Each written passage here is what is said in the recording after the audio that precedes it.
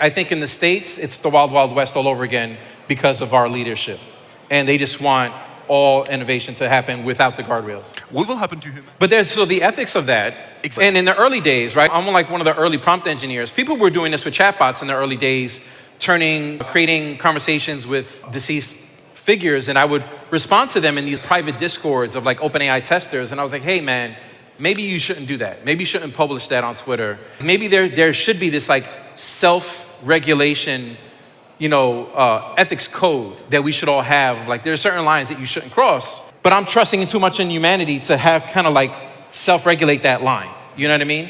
And because we don't have that line as a collective humanity, then we need to rely on the engineers to put in those restrictions and what they call nerfing the AI technology of saying, well, all right, well, because we got cease and desist from these estates and these political figures, we're gonna put these restrictions. So now, 2 weeks later, you can't prompt for these celebrities anymore in Sora 2, but guess what? In a week, it's gonna become open source, and then you could do all over again on another tool that was made and posted on GitHub. So it's this cycle of like a new technology comes out by one of the big guys, it gets nerfed, and then it comes out open source with no censors or regulations.